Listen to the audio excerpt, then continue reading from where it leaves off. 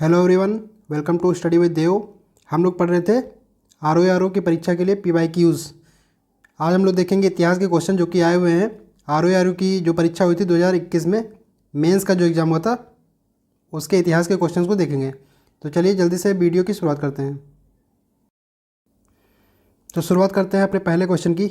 पहला क्वेश्चन है, अफगानिस्तान पर आधिपत्य के समय बाबर को किसने भारत पर आक्रमण करने के लिए निमंत्रण दिया था? ऑप्शन है उस्ताद अली, मुस्तफ़ा, दौलत खान या हसन खान। तो इस प्रश्न का सही जवाब हो जाएगा दौलत खान।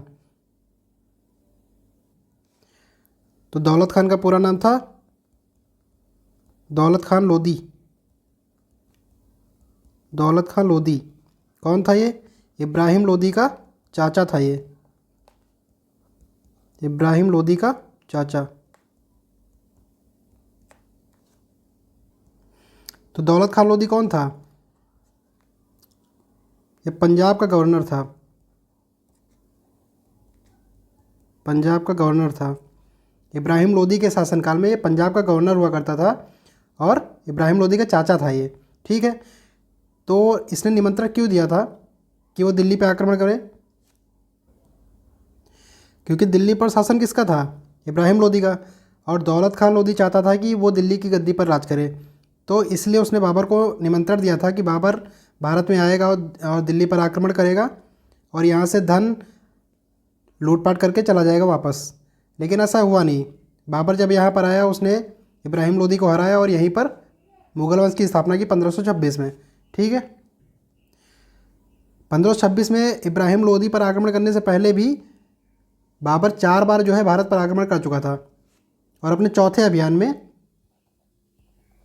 अभियान में उसने दौलत खान लोदी को ही हराया था पंजाब में। चौथे अभियान में पंजाब का क्षेत्र उसने जीत लिया था। किसको हराकर? दौलत खान लोदी को हराकर। ओके। और दौलत खान लोदी के अलावा भी एक व्यक्ति था, एक राजा था जिसने बाबर को निमंत्रित किया था।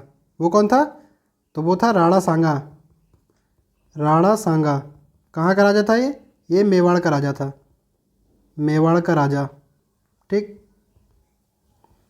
तो ये भी वही सोचता था कि बाबर भारत में आएगा, इब्राहिम लोदी को हराएगा, यहाँ से धन वगैरह लूट के ले जाएगा यहाँ से, और इब्राहिम लोदी को हराएगा तो उसकी स्थिति कमज़ोर हो जाएगी और मेरा शासन हो जाएगा दिल्ली पर।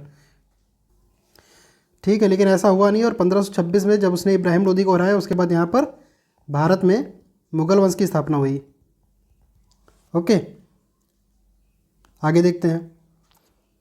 तो इसका डिस्क्रिप्शन है, अफगानिस्तान पर आधिपत्य के समय बाबर को पंजाब के सूबेदार दौलत खान लोदी ने भारत पर आक्रमण के लिए आमंत्रित किया। वास्तव में दौलत खान की सोच यही थी कि बाबर भी तैमूर की तरह भारत लूटकर वापस अपने देश चला जाएगा, जिससे इब्राहिम लोदी की स्थिति कमज़ोर हो सकेगी और वो इसकी कमज़ोर स्थिति का लाभ उठाकर दिल्ली की गद्दी पर शासन कर सकता है। लेकिन बाबर यहीं रुक गया और मुगल वंश की स्थापना की। बाबर के बारे में कुछ जानकारी देखते हैं। तो बाबर के पिता का नाम था उमर शेख मिर्ज़ा और माता का क्या नाम था? कुतलुग निगार खानम। राइट। और इसके पिता क्या थे? इसके पिता थे तुर्क। पिताजी क्या थे? तुर्क वंश के थे। माता क्या थी? मंगोल थी। तो जो मुगल वंश जिसको हम बोलते हैं, तो मुगल जो है, मुगल शब्द जो है मंगोल से ही बना है। मुगल शब्द किससे बना है? मंगोल से ही बना है। आगे देखेंगे, जन्म कहाँ हुआ था इसका? फरगना में। शासक बना था 1494 ईस्वी में, फरगना का शासक बना था। और इसकी पत्नी का नाम क्या था? माहम बेगम। माहम बेगम का ही पुत्र था हुमायूं। माहम बेगम और बाबर का पुत्र था हुमायूं, जो कि मुगल वंश का अगला राजा बनता है। और बाबर के अगर आक्रमणों की बात करें तो पहला अभियान उसने कब किया था? पहला अभियान बाबर का कौन सा था भारत में? प्रथम अभियान की बात करें तो क्या था? पहला अभियान उसने कहाँ किया था? भीरा पर। पहला अभियान कहाँ किया था? भीरा। ठीक। तो इस युद्ध में उसने पहली बार क्या किया था? तोप खाने का प्रयोग किया था।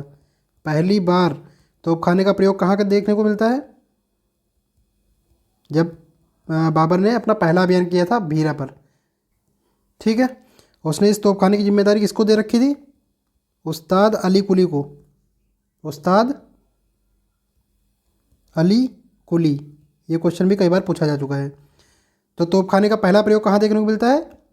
बाबर के पहले अभियान के दौरान, जब उसने भीरा पर युद्ध किया था। ठीक है। उसके बाद उसने चौथा आक्रमण कब किया था? चौथा आक्रमण किया था पंजाब क्षेत्र पर दौलत खां के विरुद्ध। उसको जीतने के बाद जब दौलत खां लोधी और राणा सांगा ने उसको आमंत्रित किया, तब उसने अपना पांचवा अभियान किया 1526 में इब्राहिम लोधी के खिलाफ दिल्ली पर, जिसे हम लोग किस नाम से जानते हैं? जिसे हम लोग पानीपत की प्रथम लड़ाई के नाम से जानते हैं। तो पहला युद्ध मुगल वंश की स्थापना के बाद उसने, मुगल वंश की स्थापना से पहले ही पहली बात तो क्या है, उसने पानीपत की प्रथम लड़ाई लड़ी थी। पानीपत की प्रथम लड़ाई कब लड़ी?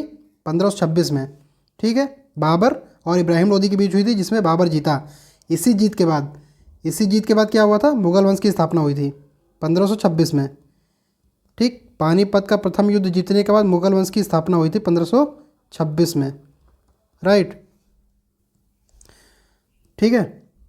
मुगल साम्राज्य की नींव डाली गई। और इस युद्ध के दौरान, पानीपत के प्रथम लड़ाई के दौरान, तुलगमा पद्धति एक प्रकार की युद्ध पद्धति है। उस पद्धति का प्रयोग उसने पानीपत के प्रथम लड़ाई में किया था, और तोपखाने का भी प्रयोग किया था। जीत का श्रेय, ये कई बार पूछा गया है कि पानीपत के प्रथम युद्ध में बाबर ने अपनी जीत का श्रेय किसको दिया था? तो उसने जीत का श्रेय दिया था तीरंदाजों और घुड़सवार सैनिकों को। ठीक है। ये सीधा क्वेश्चन कई बार पूछा जा चुका है। ठीक। अगर तुलगमा पद्धति की बात करें, तो तुलगमा पद्धति की जो आविष्कार किया था, किसने किया था? उज्बेकों ने किया था। उज्बेकों ने किया था। ठीक। हुआ क्या था जब बाबर कहाँ का राजा था? बाबर जब फरगना का शासक बना था, तो वहाँ पर साइबानी खां उज्बेक ने आक्रमण किया था, और वहाँ पर सबसे पहले उसने तुलगमा पद्धति का प्रयोग किया था। तो वहीं से बाबर ने सीखा था तुलगमा पद्धति, जो कि उसने यूज किया पानीपत की प्रथम लड़ाई में, और युद्ध जीता उसने। ठीक है। और बाबर ने अपना दूसरा युद्ध लड़ा मुगल वंश की स्थापना के बाद। पहला युद्ध लड़ा 1527 में। किसके किसके बीच हुआ? बाबर और राणा सांगा के बीच में। राणा सांगा ने ही उसको आमंत्रित किया था, बाद में उसने क्या किया? राणा सांगा को ही परास्त किया। बाबर जीता, और इस युद्ध के जीतने के बाद उसने गाजी की उपाधि ली, और इस युद्ध में ही उसने जिहाद का नारा दिया था। ये भी कई बार पूछा जा चुका है, ये फैक्ट इंपॉर्टेंट है। ओके। और जो पहली लड़ाई थी पानीपत की प्रथम लड़ाई, तो इस युद्ध को जीतने के बाद क्या किया था? जो काबुल था, काबुल राजधानी थी बाबर की फरगना में, तो काबुल के प्रत्येक निवासी को बाबर ने एक एक चांदी का सिक्का दान किया था। तो उसकी इस उदारता से प्रसन्न होकर जो वहाँ के नागरिक थे काबुल के, उन्होंने उसे कलंदर की उपाधि दी थी। ये भी कई बार पूछा गया है, कलंदर की उपाधि। तो कलंदर की उपाधि कब मिली थी? पानीपत की प्रथम लड़ाई के बाद। ठीक। कलंदर की उपाधि। ओके। तीसरा युद्ध था चंदेरी का युद्ध 1528 में, बाबर और मेदिनी राय के बीच में। ये युद्ध भी बाबर ने ही जीता। अगला था घाघरा और बनारस का युद्ध 1529 में, इसको भी बाबर ने ही जीता। ठीक है। उसके बाद 1530 में बाबर की मृत्यु हो जाती है। तो चलिए अब हम लोग देखते हैं अपना अगला क्वेश्चन। अगला क्वेश्चन है, तीनों गोलमेज सम्मेलनों में भाग लेने वाले भारतीय निम्नलिखित नेताओं में कौन थे? ठीक। ऑप्शन है Mahatma Gandhi, BS Moonje, doctor BR Ambedkar, CY Chintamani. तो इस प्रश्न का आंसर क्या हो जाएगा? Doctor BR Ambedkar. Doctor BR Ambedkar ने तीनों गोलमेज सम्मेलनों में भाग लिया था। ठीक है। अगर गोलमेज सम्मेलनों की बात करें तो पहला कब हुआ था? 1930 में, दूसरा कब हुआ था? 31 में, और तीसरा 32 में। ठीक।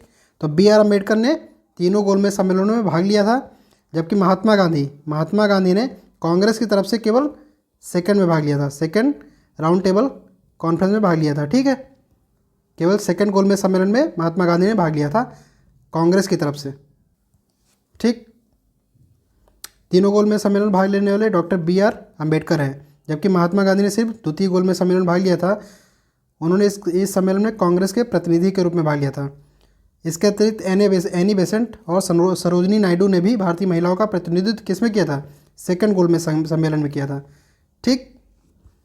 इसके अलावा बहुत सारी, कभी कभी क्या पूछा जाता है, सही कालक्रम पूछा जाता है कि कौन पहले हुआ कौन बाद में हुआ। तो कुछ जानकारियाँ दी हुई हैं। 1 से लेकर 3 गोलमेज सम्मेलन हुए, उनके बीच में कई सारी घटनाएं हुई थी, तो उनका कालक्रम कभी कभी पूछ लेता है। सबसे पहले क्या हुआ था, पहला गोलमेज सम्मेलन कब हुआ था, 12 सितंबर 1930 में। उसके बाद क्या हुआ था, पहले से दूसरे गोलमेज सम्मेलन की भी 2 घटनाएं हुई। एक तो गांधी इरविन समझौता होता है 5 मार्च 1931 को। उसके बाद कांग्रेस का कराची अधिवेशन होता है 29 मार्च 1931, तब जाके सेकंड गोलमेज सम्मेलन होता है 7 सितंबर से 1 दिसंबर 1931 तक। ठीक, फिर जब दूसरा गोलमेज सम्मेलन हुआ और दूसरे और तीसरे के बीच भी 2 घटनाएं आती हैं। तो पहली थी सांप्रदायिक पंचायत या कम्युनल अवार्ड बोलते हैं उसको। ये कहाँ पर हुआ था, इंग्लैंड में हुआ था। ये कब हुआ था, 16 अगस्त 1932 को। और पूना समझौता हुआ था, जिसे पूना पैक्ट भी बोलते हैं, डॉक्टर अंबेडकर और गांधी जी के बीच में हुआ था 26 सितंबर 1932। तब जाके तीसरा गोलमेज सम्मेलन हुआ 17 नवंबर 1932 को। ठीक है, तो ये कभी कभी ऑर्डर पूछ लेता है, क्रम में लगाने के लिए पूछता है, तो ये घटनाएं हम लोग याद रखेंगे। ठीक है, देखते हैं अगला क्वेश्चन। मंदसौर प्रशस्ति किस शासक की उपलब्धियों का विवरण प्रस्तुत करता है? ऑप्शन है स्कंदगुप्त, चंद्रगुप्त टू, रामगुप्त या फिर कुमारगुप्त वन। तो इसका सही आंसर क्या हो जाएगा, आंसर हो जाएगा डी, कुमारगुप्त वन। ठीक है, तो मंदसौर अभिलेख में गुप्त शासक कुमारगुप्त प्रथम के उपलब्धियों का विवरण दिया गया है। और क्या क्या बताया गया है, मंदसौर प्रशस्ति की रचना किसने की थी, कवि वत्सव ने की थी, कवि वत्सव। ठीक, इसमें सूर्य पूजा का वर्णन किया गया है, रेशम का काम करने वाले लोगों का भी वर्णन किया गया है, और कुमारगुप्त प्रथम ने ही सर्वाधिक अभिलेख जारी किए थे गुप्त काल में। ठीक है, अगर अभिलेखों की बात करें तो वैश्विक दृष्टि से ज्ञात प्रथम अभिलेख कौन सा था, बोगज कोई अभिलेख, जो कि 1400 बीसी में क्या बना था, कहाँ था, सीरिया में। ठीक है, और जो अदर इम्पोर्टेंट अभिलेख हैं, प्रयाग प्रशस्ति किसने लिखवाई थी, समुद्रगुप्त ने। ठीक है, समुद्रगुप्त के शासनकाल में लिखा गया था, लेकिन लिखा किसने था, इसको लिखा था हरिसेड ने। किसने लिखा था, हरिसेड ने। ठीक, बेसिकली जो प्रयाग प्रशस्ति है वो क्या था, प्रयाग प्रशस्ति क्या था, अशोक का इलाहाबाद अभिलेख था। अशोक का इलाहाबाद का जो अभिलेख था, उसी पर समुद्रगुप्त ने लेख लिखवाया, जिसको प्रयाग प्रशस्ति कहा गया है। ठीक है, इस पे 2 लोगों ने लेख लिखवाया था, पहला तो समुद्रगुप्त ही था, दूसरा कौन था, जहांगीर, मुगल शासक जहांगीर, उसने भी इस पर लेख लिखवाया है। ठीक है, अगला कौन सा इंपॉर्टेंट है, एरड़ अभिलेख। एरड़ अभिलेख भी भानुगुप्त ने लिखवाया था। अगला है महरौली का लौ स्तंभ, ये कहाँ पर है, दिल्ली में। और उदयगिरी अभिलेख, ये किसने लिखवाया था, चंद्रगुप्त विक्रमादित्य। ठीक है, मंदसौर अभिलेख और बिलसर अभिलेख, ये किसने लिखवाया, कुमारगुप्त प्रथम। जूनागढ़ अभिलेख और भीतरी अभिलेख किसने लिखवाया, स्कंदगुप्त ने। एक और जूनागढ़ अभिलेख है जो कि रुद्रदामन ने लिखवाया था, ये भी कई बार एग्जाम में पूछा गया है। हाथी गुम्फा अभिलेख, ये किसने लिखवाया था, कलिंग का राजा था खारवेल, उसने लिखवाया था। अयोध्या अभिलेख भी कई बार एग्जाम में पूछा गया है, जिसको लिखवाया था पुष्यमित्र शुंग ने। अगला है ऐहोल अभिलेख, किसने लिखवाया, पुलकेशिन द्वितीय। ठीक है, तो कम से कम इतने अभिलेख हमें पता होने चाहिए, और अशोक के बहुत इंपॉर्टेंट अभिलेख हैं, उनको हम बाद में देख लेंगे। ठीक है, देखते हैं अगला क्वेश्चन। तो अगला क्वेश्चन है शेरशाह सूरी के बारे में। तो शेरशाह सूरी के बारे में 2 कथन दिए हुए हैं। पहला है वह एक शानदार प्रशासनिक व्यवस्था के निर्माता थे, और दूसरा है हालांकि एक शासक के रूप में उनके गुण युद्ध के मैदान पर उनकी जीत से अधिक उल्लेखनीय नहीं थे। ठीक, तो पहला कथन क्या है, वह एक शानदार प्रशासनिक व्यवस्था के निर्माता थे, तो ये फैक्ट बिल्कुल सही है। ठीक है, 67 वर्ष की अवस्था में वो राजा बना था। कब बना था, 67 वर्ष की अवस्था में राजा बना था। ठीक है, उसके बाद जब वो राजा बना था, उसने कई सारे प्रशासनिक निर्णय लिए। तो पहला पॉइंट सही हो जाता है कि वह एक शानदार प्रशासनिक व्यवस्था के निर्माता थे। ठीक है, दूसरा क्या है, हालांकि एक शासक के रूप में उनके गुण युद्ध के मैदान पर उनकी जीत से अधिक उल्लेखनीय नहीं थे। तो ऐसा भी नहीं है, वो एक राजा के रूप में भी काफ़ी उल्लेखनीय था। ठीक है, तो दूसरा पॉइंट क्या हो जाएगा, दूसरा पॉइंट हो जाएगा गलत, पहला पॉइंट सही हो जाएगा। कौन सा ऑप्शन सही हो जाएगा, केवल एक, ऑप्शन नंबर ए सही हो जाएगा। ठीक, तो मध्यकालीन भारतीय इतिहास में बात करें तो शेरशाह सूरी न सिर्फ एक शासक के रूप में बल्कि वह एक सुदृढ़ प्रशासनिक, आर्थिक और सैन्य व्यवस्थापक आदि के रूप में भी प्रसिद्ध था। ठीक, तो शेरशाह सूरी के बारे में और बातें जानते हैं। तो इतना तो हमने जाना कि 67 वर्ष की अवस्था में वह राजा बना था। उससे पहले क्या किया था उसने, 1531 में चुनार का किला जीता था। ठीक, 1531 ईस्वी में चुनार का किला जीता था। 1539 में चौसा का युद्ध लड़ा। किससे लड़ा था? हुमायूं से। उसमें मुगल शासक कौन था? हुमायूं था। ठीक है, फिर 1540 में कन्नौज या फिर उसी को बोलते हैं बिलग्राम का युद्ध लड़ा और 1540 में वो राजा बना। तो कब राजा बना? 1540 ईस्वी में राजा बना, 67 वर्ष की उम्र में। ठीक है, तो राजा बनने के बाद उसने क्या किया? नई मुद्राएं चलाई। एक तो असरफी, रुपया और दाम। असरफी थी गोल्ड की और रुपया सिल्वर का होता था, दाम ब्रॉन्ज होता था। ठीक है, रुपया कई बार पूछा जा चुका है। जीटी रोड का निर्माण भी उसने कराया, पेशावर से बंगाल तक, ये भी कई बार पूछा गया है। रोहतासगढ़ का किला बनवाया उसने।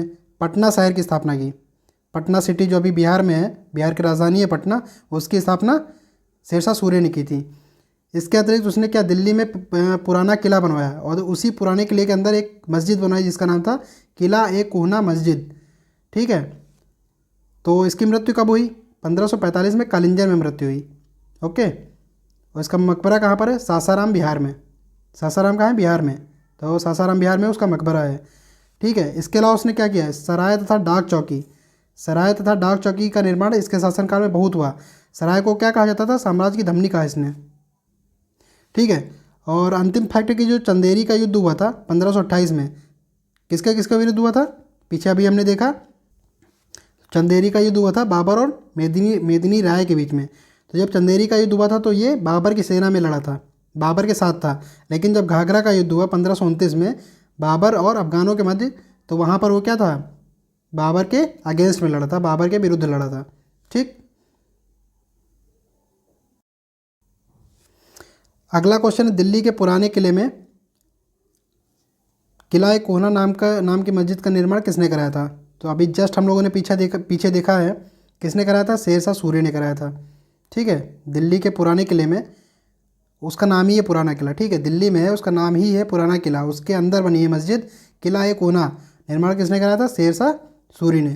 तो दिल्ली के पुराने किले के भीतर बनी मस्जिद किला ए कोहना का निर्माण शेरशाह ने कराया था। शेरशाह सूरी ने हुमायूं को पराजित करने के बाद अपने निजी इस्तेमाल के लिए मस्जिद का निर्माण कराया। ठीक है, देखते हैं अगला क्वेश्चन।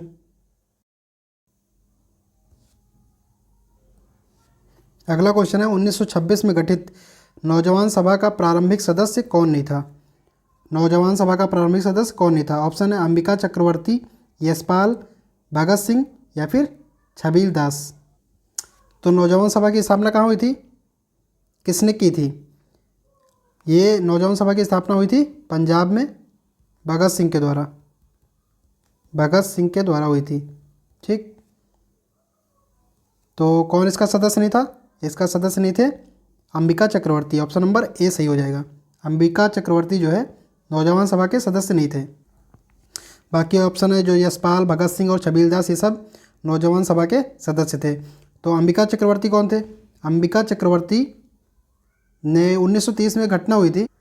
घटना क्या, एक क्रांतिकारी गतिविधि हुई थी जिसका नाम था चटगांव आर्मरी रेड। तो चटगांव में क्या था? अंग्रेजों के शस्त्रागार थे जहाँ पर रेड किया गया था, वहाँ पर आक्रमण किया गया था। तो उस चटगांव आर्मरी रेड में अंबिका चक्रवर्ती शामिल थे। ठीक है, किसमें? चटगांव। चटगांव अभी कहाँ है? बांग्लादेश में है। उस समय बंगाल का हिस्सा हुआ करता था। चटगांव आर्मरी रेड इसमें शामिल थे। कब हुई थी ये घटना? यह आक्रमण कब किया गया था? 13 अप्रैल 1930 को। 1930 को किसने कराई थी ये? चटगांव आर्मरी रेड किसके द्वारा प्लान की गई थी? तो इसके आयोजन करता थे मास्टर सूर्यसेन। मास्टर सूर्यसेन। ठीक, इनको क्या बोला जाता था? मास्टर दा बोला जाता था। मास्टर दा, क्योंकि ये शिक्षक थे। तो मास्टर सूरसेन या फिर मास्टर दा के द्वारा क्या आयोजित किया गया था? चटगांव आर्मरी रेड 13 अप्रैल 1930 को। तो उसी में अंबिका चक्रवर्ती शामिल थे। तो मास्टर सूरसेन ने एक आर्मी बनाई थी जिसका नाम था इंडियन रिपब्लिकन आर्मी। ठीक है, बेसिकली क्या थी, एक संस्था थी, क्या नाम था, इंडियन रिपब्लिकन आर्मी। तो इस इंडियन रिपब्लिकन आर्मी के सदस्य थे अंबिका चक्रवर्ती, और चटगांव आर्मी रेड में इन्होंने भाग लिया था। इंडियन रिपब्लिकन आर्मी किसने बनाया था, मास्टर सूर्यसेन ने। ठीक है, मास्टर सूर्यसेन। और नौजवान सभा किसने बनाई थी, भगत सिंह ने। ठीक है, तो नौजवान भारत सभा की स्थापना भगत सिंह ने 1926 में की थी। कौन कौन सदस्य थे, भगत सिंह, छबील दास, यशपाल, जयपाल, राजगुरु। अंबिका चक्रवर्ती नौजवान सभा के सदस्य नहीं थे। इसके अलावा बहुत सारी संस्थाएं पूछी जाती हैं, उनमें से कुछ इंपॉर्टेंट है। एक मित्र मेला संस्था पूछी जाती है, जिसकी स्थापना किसने की थी, सावरकर बंधुओं ने मिलकर की थी। दूसरी अभिनव भारत, इसको भी बी डी सावरकर ने इसकी स्थापना की थी। ठीक, अगला पूछा जाता है हिंदुस्तान रिपब्लिकन आर्मी। ठीक है, पिछले वीडियो में मैंने आपको बताया था, काकोरी ट्रेन एक्शन बताया था। ठीक है, तो किसने किया था, एचआरए ने किया था। एचआरए की स्थापना किसने की थी, सचिंद्रनाथ सान्याल ने। ठीक, सचिंद्रनाथ सान्याल की एक पुस्तक भी मैंने बताई थी, क्या नाम था उसका, बंदी जीवन। काफ़ी बार एग्जाम में पूछा गया बंदी जीवन। ठीक, तो काकोरी ट्रेन एक्शन के बाद क्या होता है, एचआरए को ख़त्म कर दिया जाता है, क्योंकि उसके बहुत सारे सदस्यों को फांसी हो जाती है। मैंने आपको बताया था 4 लोगों को फांसी की सज़ा हुई थी, 4 लोगों को फांसी हो जाती है, बाकी को उम्र कैद हो जाती है। इससे क्या हो जाता है, एचआरए ख़त्म हो जाता है। उसके बाद एचएसआरए बनता है। एचआरए को ही अलग नाम दिया जाता है, एचएसआरए, जिसको बोलते हैं हिंदुस्तान सोशलिस्ट रिपब्लिकन आर्मी। इसकी स्थापना किसने की थी, चंद्रशेखर आज़ाद ने। भगत सिंह भी इसके सदस्य हुआ करते थे। और कहाँ पर इसको बनाया गया था, दिल्ली में। कहाँ पर स्थापना की गई थी, दिल्ली में। ठीक, अब हम लोग देखेंगे अपना अगला क्वेश्चन। अगला क्वेश्चन है, निम्नलिखित में से कौन 1929 में अखिल भारतीय ट्रेड यूनियन कांग्रेस के अध्यक्ष थे। ठीक, अखिल भारतीय ट्रेड यूनियन कांग्रेस, इसको शॉर्ट में बोलते थे AITUC। ठीक, AITUC मतलब all India trade union Congress. ठीक, क्या बोलते थे शॉर्ट में, एटक बोलते थे, एटक। इसकी स्थापना कब हुई थी, स्थापना इसकी हुई थी 1920 में। कब हुई थी स्थापना, 1920 में। और पहले इसके अध्यक्ष कौन थे, एटक के पहले अध्यक्ष कौन थे, पहले इसके अध्यक्ष थे लाला लाजपत राय। ठीक, कौन थे, लाला लाजपत राय। हमसे क्या पूछा है, 1929 में कौन था एटक का अध्यक्ष। ऑप्शन है MN रॉय, जयप्रकाश नारायण, जवाहरलाल नेहरू या फिर SA दांगे। कौन सा ऑप्शन सही हो जाएगा, option number C, Jawaharlal Nehru सही हो जाएगा। ठीक, 1929 में एटक के अध्यक्ष कौन थे, जवाहरलाल नेहरू। स्थापना कब हुई थी इसकी, 1920 में। पहले अध्यक्ष कौन थे, लाला लाजपत राय। ठीक, 1920 में एक और घटना घटी थी। 1 अगस्त 1920 को क्या हुआ था, बाल गंगाधर तिलक की मृत्यु हो गई थी। बाल गंगाधर तिलक की मृत्यु हो गई थी 1920 में ही। ठीक, तो एक नाम आता है लाल बाल पाल। लाल बाल पाल, लाल का मतलब होता था लाला लाजपत राय, बाल मतलब बिपिन चंद्र बाल का मतलब था बाल गंगाधर तिलक, और पाल का मतलब था बिपिन चंद्र पाल। ठीक है, ये तीनों क्या थे, कांग्रेस के गरम दल के सदस्य थे। गरम दल, कांग्रेस का विभाजन हो गया था नरम दल और गरम दल में। ठीक है, तो नरम दल कौन थे, नरम दल थे जो शांति से अंग्रेजों का विरोध कर रहे थे। ठीक, धरना प्रदर्शन इन सब के माध्यम से। गरम दल कौन थे, जो क्रांति करना चाहते थे, क्रांतिकारी गतिविधियों को अंजाम देना चाहते थे। ठीक, अंग्रेजों से क्या थे, सख्ती से पेश आना चाहते थे। ठीक, डिस्क्रिप्शन देखते हैं। अखिल भारतीय ट्रेड यूनियन कांग्रेस एटक की स्थापना 1920 में बम्बई में हुई थी। प्रथम अध्यक्ष थे लाला लाजपत राय। 1929 में जवाहरलाल नेहरू इसकी अध्यक्षता की। देखेंगे हम लोग अपना अगला क्वेश्चन। अगला क्वेश्चन है, 2 सूचियाँ दी हुई हैं, जिसमें पहली सूची में स्थल के नाम है और दूसरी सूची में जैन तीर्थंकरों के नाम है। ठीक है, उनको क्या करना है, मैच करना है। ठीक, पहला है श्रावस्ती, फिर है काकंदी, अयोध्या और पबोसा। तीर्थंकरों में पहले है ऋषभनाथ, दूसरे पद्म प्रभु, फिर सुविधानाथ, फिर संभवनाथ। ठीक है, इनको करना है मैच। तो अगर श्रावस्ती की बात करें, श्रावस्ती कहाँ पर है, श्रावस्ती है उत्तर प्रदेश में। तो श्रावस्ती का संबंध किससे है, श्रावस्ती का संबंध किससे? संभवनाथ से। श्रावस्ती का संबंध किससे है? संभवनाथ से। संभवनाथ कौन थे? तो संभवनाथ थे तीसरे जैन तीर्थंकर थे। तीसरे जैन तीर्थंकर थे।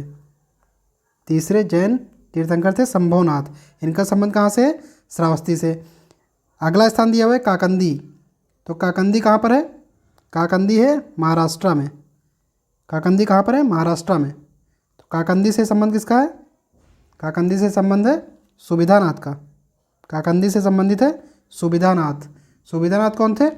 ये थे 9वें जैन तीर्थंकर थे। ठीक, 9वें नंबर के जैन तीर्थंकर थे ये। ठीक है, तो 2 हमारे मैच हो गए हैं। तीसरा है अयोध्या। अयोध्या कहाँ पर है? यूपी में। अयोध्या से कौन संबंधित है? अयोध्या से संबंधित है ऋषभनाथ। अयोध्या से संबंधित है ऋषभनाथ। ऋषभनाथ कौन थे? ये कई बार पूछा गया एग्जाम में। ऋषभनाथ थे 24वें जैन तीर्थंकर थे। ठीक, ऋषभनाथ थे 24वें जैन तीर्थंकर। अगला बचा है पबोसा। पबोसा भी कहाँ है? यूपी में। यूपी में एक डिस्ट्रिक्ट है कौशाम्बी। ठीक, कौशाम्बी में है पबोसा। तो पबोसा संबंधित है पद्म प्रभु। ठीक, पद्म प्रभु ये थे 6वें जैन तीर्थंकर थे। 6वें जैन तीर्थंकर। ठीक, कौन सा सही हो जाएगा? ए का हुआ, ए का मैच हुआ 4 से। तो ए का मैच 4 से हुआ है। सभी ऑप्शन हम देखेंगे, केवल सी में ही पहला चौथे से मैच किया गया है। तो ऑप्शन नंबर सी सही हो जाएगा। ठीक, इसके अलावा अगर हम बात करें महावीर स्वामी। ठीक, महावीर स्वामी जैन धर्म के प्रवर्तक थे। तो महावीर स्वामी कौन से नंबर के तीर्थंकर थे? ये महावीर स्वामी थे 23वें तीर्थंकर।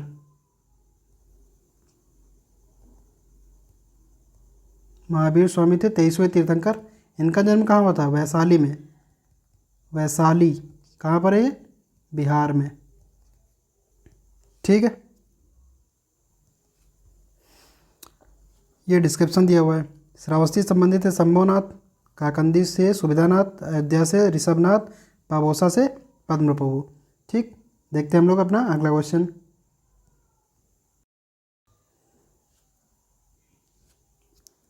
तो अगला क्वेश्चन है 1809 में राजा राम मोहन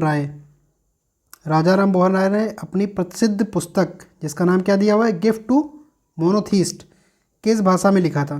किस भाषा में लिखा था ये पूछा गया। अंग्रेजी में, फारसी में, उर्दू में या बंगाली में? ठीक है, पुस्तक का नाम क्या था? Gift to monotheist. मोनोथीस्ट का मतलब क्या होता है? मोनोथीस्ट का मतलब होता है एकेश्वरवाद। ठीक, एकेश्वरवाद मतलब एक ही ईश्वर को मानने वाला, सिर्फ एक ईश्वर को मानने वाले को बोलते हैं एकेश्वरवाद। तो राजा राम मोहन राय जो है एकेश्वरवाद के बहुत बड़े समर्थक थे। ठीक, मूर्ति पूजा का हमेशा विरोध करते थे राजा राम मोहन राय। ठीक है, क्या थे? एकेश्वरवादी थे। एकेश्वरवादी थे और मूर्ति पूजा के विरोधी थे।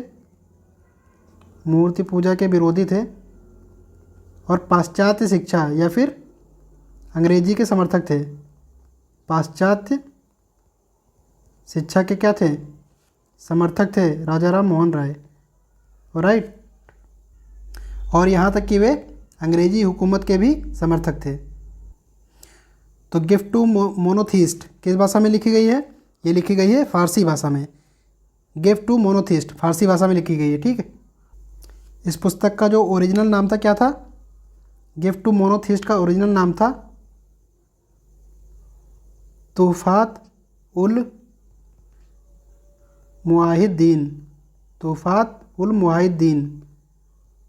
ठीक, ये इस किताब का ओरिजिनल नाम था जो कि फारसी भाषा में लिखी गई थी। कब लिखी गई थी? 1809 में राजा राम मोहन राय द्वारा।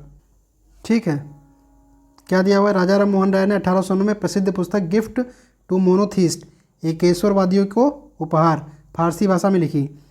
इन्होंने क्या किया? 1815 में आत्मीय सभा की स्थापना की और 1828 में ब्रह्म सभा का गठन किया। ये बहुत ही इम्पोर्टेंट है। क्या? 1815 में आत्मीय सभा का गठन, साथ में 1828 में ब्रह्म सभा का गठन या ब्रह्म समाज का गठन किया। क्यों किया था? 1815 में आत्मीय सभा का गठन क्यों किया था? एकेश्वरवाद के प्रचार के लिए। एकेश्वरवाद के प्रचार के लिए इन्होंने आत्मीय सभा का गठन किया। ठीक, और इसीलिए उन्होंने ब्रह्म समाज का भी गठन किया था 1828। राइट, तो चलिए कुछ और जानकारी लेते हैं राजा राम मोहन राय के बारे में। ठीक, तो राजा राम मोहन राय ने 1821 में क्या लिखा था? संवाद कौमुदी लिखा था। लिखा नहीं था, एक समाचार पत्र था, इसका प्रकाशन किया था। राजा राम मोहन राय को क्या कहा जाता है? उनको कहा जाता है आधुनिक प्रेस का जन्मदाता कहा जाता है। आधुनिक प्रेस का जन्मदाता भी कहा जाता है। ठीक है, आधुनिक प्रेस का जन्मदाता। तो उन्होंने संवाद कौमुदी एक पत्र निकाला 1821 में। कौन सी भाषा में? ये था बांग्ला भाषा में। बांग्ला भाषा में संवाद कौमुदी निकाला। ठीक है, इसके अतिरिक्त मिरातुल अखबार निकाला 1822 में। ये किस भाषा में था? ये था फारसी भाषा में। मिरातुल अखबार कौन सी भाषा में था? फारसी भाषा में। ठीक है, उसके बाद ब्रह्मनिकल मैगजीन निकाली 1822 में, ये भी निकाली। ये किस भाषा में थी? ब्रह्मनिकल मैगजीन, ये थी इंग्लिश भाषा में। ठीक, तो 1821 में संवाद कौमुदी पत्र निकाला बांग्ला भाषा में, मिरातुल अखबार 1822 में, और ब्रह्मनिकल मैगजीन ये भी 1822 में। मिरातुल अखबार फारसी में था और ब्रह्मनिकल मैगजीन इंग्लिश में थी। इसके अलावा 1829 में क्या हुआ था? सती प्रथा की समाप्ति हुई थी। राजा राम मोहन राय के प्रयासों से ही सती प्रथा की समाप्ति हुई थी। ठीक है, ये सती प्रथा के बहुत बड़े विरोधी थे। तो इन्होंने अंग्रेजों से मिलकर उसमें कौन था? लॉर्ड विलियम बेंटिक थे। लॉर्ड विलियम बेंटिक के साथ मिलकर इन्होंने 1829 में सती प्रथा को भारत से समाप्त किया। ठीक, 1830 में क्या हुआ था? अकबर टू, ठीक, मुगल शासक था। उत्तर मुगल काल में अकबर टू था। तो अकबर टू ने इन्हें राजा की उपाधि दी और साथ में अपनी पेंशन बढ़ाने के लिए। ठीक है, जब अंग्रेजों का शासन आ गया तो जो उत्तर मुगल काल में जो कमज़ोर मुगल शासक हुए उनको पेंशन पर रखा गया कि ठीक है तुम राजा बने रहो, लेकिन हम तुमको राज्य नहीं करने देंगे, तुमको तुम्हारे जीवन यापन के लिए कुछ पेंशन दिया जाएगा। ठीक है, तो जो भी पेंशन दी जाती थी, तो अपनी पेंशन बढ़ाने के लिए राजा राम मोहन राय को अकबर टू ने इंग्लैंड भेजा। ठीक, 1833 में इनकी मृत्यु होगी। कहाँ पर? इंग्लैंड के ब्रिस्टल में। तो इनकी समाधि इंग्लैंड के ब्रिस्टल में ही बनी हुई है। ये क्वेश्चन भी कई बार पूछा जा चुका है। ठीक है, देखते हैं हम लोग अपना अगला क्वेश्चन। अगला क्वेश्चन है सूची 1 को सूची 2 से मिलान करना है। सूची 1 में मुग़ल बादशाहों के नाम दिए हुए हैं और सूची 2 में दीवानों के नाम दिए हुए हैं। मुग़ल बादशाह और दीवानों के नाम दिए हुए हैं। तो हमको मैच करना है कि किस मुग़ल बादशाह के समय कौन दीवान था। दीवान एक पद हुआ करता था मुग़ल साम्राज्य के समय में, जिसे दीवान वजारत कहते थे। दीवान या दीवान वजारत कहते थे। ठीक है, और तो क्या होता था दीवान वजारत? किस लिए बनाया जाता था इसको राजस्व और वित्तीय मामलों के प्रबंधन के लिए बनाया जाता था। मुग़ल साम्राज्य के जो बादशाह होते थे तो उनके दरबार में राजस्व और वित्तीय मामलों के प्रबंधन के लिए दीवान या दीवाने वजारत नाम का पद बनाया गया था। तो दीवान का पद जो है सबसे पहले अकबर द्वारा बनाया गया था। ठीक है, दीवान के पहले एक पद होता था जिसको वकील कहते थे। वकील क्या होता था? मुग़ल प्रधानमंत्री होता था और सबसे पावरफुल होता था। तो जो अकबर का जो संरक्षक था बैरम खान, वो भी वकील ही था। तो धीरे धीरे क्या हुआ, बैरम खान ने अपनी स्थिति बहुत मजबूत कर ली थी। ठीक है, तो उसके बाद क्या हुआ, अकबर ने बैरम खान को निकाल दिया, उसके सारे अधिकार छीन लिए और अपने शासनकाल के 8वें वर्ष में दीवान वजारत या दीवान नाम के पद की स्थापना की। तो अकबर के समय में कौन दीवान था? अकबर के समय में था पहला दीवान उसने बनाया था मुजफ्फ़र खान को। तो अकबर से मैच करेगा मुजफ्फ़र खान, यानी ए का मिलान होगा 3 से। तो सी और डी दोनों के सही होने की संभावना है। ठीक है, जहांगीर के समय देखते हैं। तो जहांगीर के समय था गियास बेग एतमाउद्दौला था दीवान। ठीक है, तो बी का मिलान करेंगे 1 से। ठीक है, तो इसके अनुसार हम देखें तो 2 के मैच करने से ही हमारा ऑप्शन नंबर डी सही हो जाता है। ठीक, इसका क्या मतलब हुआ? अभी शाहजहाँ के समय कौन था? सादुल्ला खां था। ठीक है, और औरंगजेब के समय कौन था? असद खान। ठीक है, कौन सा ऑप्शन सही हो जाएगा? ऑप्शन नंबर डी सही हो जाएगा। देख लेते हैं अकबर के समय कौन था? मुजफ्फर खान। जहांगीर के समय गियास बेग। और शाहजहां के समय सादुल्ला खां। औरंगजेब के समय असद खान। ठीक है, तो दीवान वजारत या दीवान का जो पद था किस लिए था? राजस्व एवं वित्तीय मामलों के प्रबंधन के लिए। अकबर के शासनकाल के 8वें वर्ष में इसको सृजित किया गया था। पहला दीवान किसको बनाया गया था? मुजफ्फर खान को। ठीक, इससे पहले क्या हुआ करता था? वकील हुआ करता था, जिसको मुगल प्रधानमंत्री कहा जाता था। ठीक है, सारे मंत्रियों का प्रमुख होता था ये। शाहजहां ने वकील के पद को समाप्त कर दिया था। ठीक है, तो अगला क्वेश्चन है 1817 में डेविड हेयर के द्वारा प्रसिद्ध हिंदू कॉलेज की स्थापना कहाँ की गई थी? हिंदू कॉलेज की स्थापना डेविड हेयर के द्वारा 1817 में कहाँ की गई थी? ऑप्शन है आगरा में, कलकत्ता में, पटना में या वाराणसी में। तो कौन सा इसका ऑप्शन सही हो जाएगा? ऑप्शन नंबर कौन सा? ऑप्शन नंबर बी सही हो जाएगा, कलकत्ता में। ठीक है, हिंदू कॉलेज की स्थापना डेविड हेयर ने की थी 1817 में। कहाँ पर? कलकत्ता में। डेविड हेयर कौन थे? तो डेविड हेयर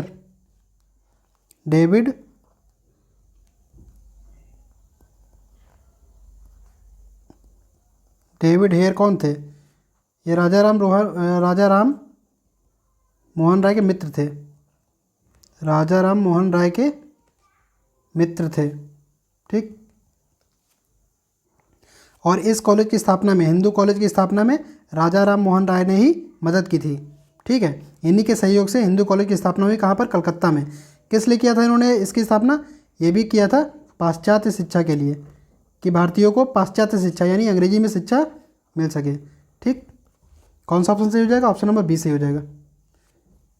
ठीक है, 1817 में डेविड हेयर ने कलकत्ता में प्रसिद्ध हिंदू कॉलेज की स्थापना की गई थी। एशिया का सबसे पुराना आधुनिक शैक्षणिक संस्थान है। ठीक, देखेंगे हम लोग अपना अगला क्वेश्चन। तो अगला क्वेश्चन है सूची 1 को सूची 2 से मिलान करना है, सुमेलित करना है। ठीक है, तो लिस्ट 1 में क्या दिया हुआ है? स्मारकों के नाम दिए हुए हैं। लिस्ट 2 में उनके निर्माताओं के नाम दिए हुए हैं, तो हमको मैच करना है। ठीक है, तो लिस्ट 1 में स्मारकों के नाम क्या दिए हुए हैं? अटाला देवी मस्जिद, छोटा सोना मस्जिद, कदम रसूल और अदीना मस्जिद पांडुआ। ठीक है, तो अटाला मस्जिद किसने बनवाई थी? अटाला मस्जिद हम सबको पता होना चाहिए। अटाला मस्जिद है उत्तर प्रदेश के जौनपुर में। किसने बनवाई थी ये? अटाला मस्जिद का निर्माण करवाया था इब्राहिम शाह सरकी ने। ठीक है, तो ए का मिलान हो जाएगा 2 से। ठीक, इब्राहिम शाह सरकी कौन था? ये सरकी डायनेस्टी का था। ठीक है, सरकी वंश। कहाँ पर था ये? जौनपुर में, जौनपुर। ठीक, जौनपुर नगर किसने बसाया था? जौनपुर की स्थापना की थी फिरोज शाह तुगलक ने। फिरोज शाह तुगलक ने की थी। किसकी स्मृति में? जौना खां, या फिर इसी को कहते हैं मोहम्मद बिन तुगलक का नाम था जौना खां, तो उसकी स्मृति में, जौना खां की स्मृति में जौनपुर नगर की स्थापना की थी। ठीक है, तो अटाला देवी मस्जिद इब्राहिम शाह सरकी ने बनवाई थी। कहाँ पर है ये? उत्तर प्रदेश के जौनपुर में। फिर बात करें छोटा सोना मस्जिद, ये कहाँ पर है? बंगाल में। ठीक, छोटा सोना मस्जिद, कदम रसूल मस्जिद, ये तीनों की तीनों BCD तीनों की तीनों कहाँ पर है? बंगाल में। तो छोटा सोना मस्जिद किसने बनवाई थी? छोटा सोना मस्जिद बनवाई थी वली मोहम्मद ने। छोटा सोना मस्जिद का निर्माण करवाया था वली मोहम्मद ने। कदम रसूल की स्थापना करवाई थी नुसरत शाह ने। ठीक है, बंगाल में ही। उसके बाद अदीना मस्जिद पांडुआ बंगाल में है, इसकी स्थापना करवाई थी सिकंदर शाह ने। कौन सा सही हो जाएगा? ए का मैच करेंगे 2 से, फिर बी का मैच होगा 1 से, सॉरी बी का मैच होगा 4 से, बी का मैच हो जाएगा 4 से, सी का मैच होगा 1 से, सी कदम रसूल का मैच होगा 1 से। ठीक है, उसके बाद बचता है अदीना मस्जिद, उसका मैच हो जाएगा 3 से। तो ए का हो गया, ए का 2, बी का हो गया 4, ठीक है, सी का हो गया 1 और डी का हो गया 3। 2 4 1 3, 2413, यानी ऑप्शन नंबर कौन सही हो जाएगा? ऑप्शन नंबर बी सही हो जाएगा। ठीक है,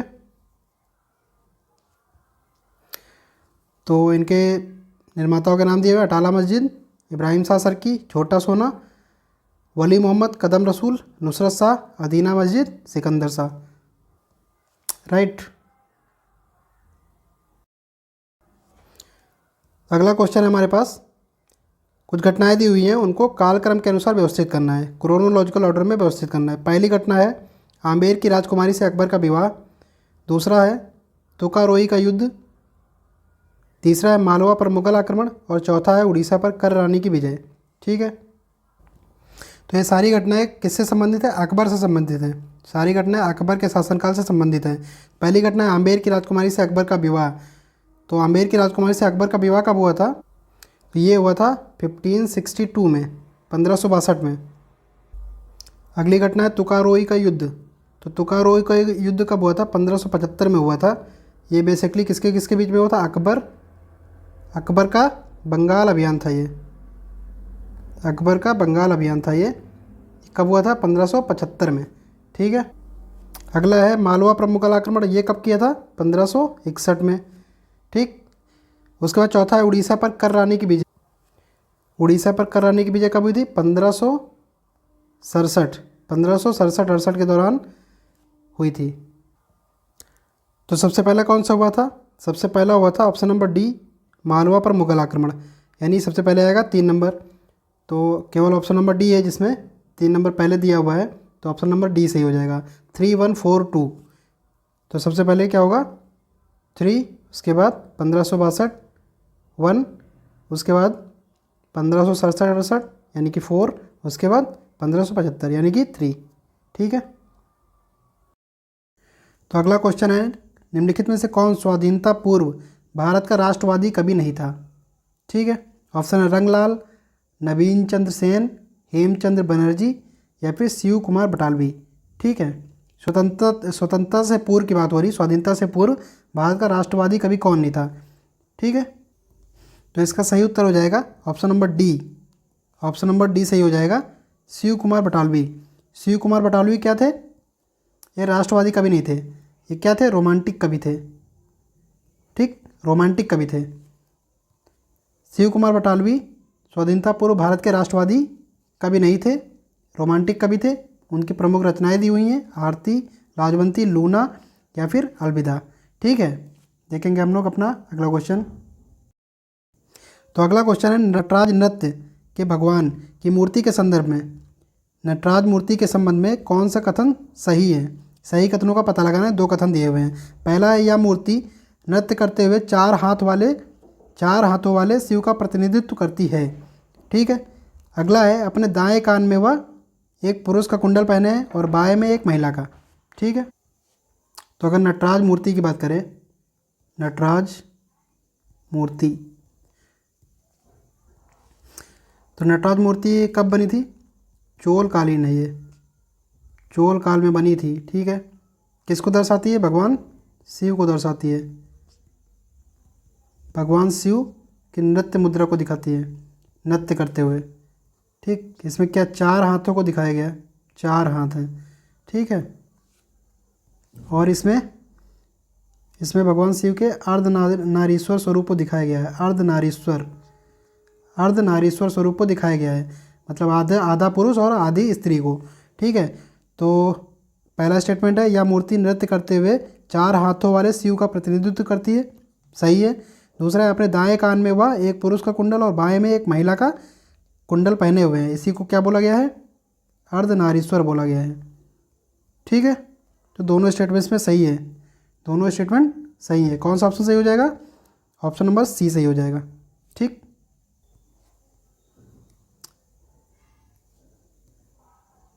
तो ये है नटराज की मूर्ति। क्या बताया गया? चोल कालीन थी, नृत्य के भगवान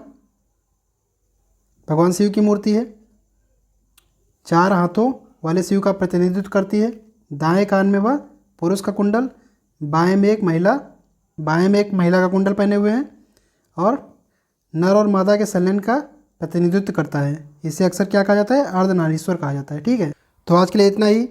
जल्द मिलेंगे आपसे अगले वीडियो में। तब तक के लिए पढ़ते रहिए। Thank you very much, take care.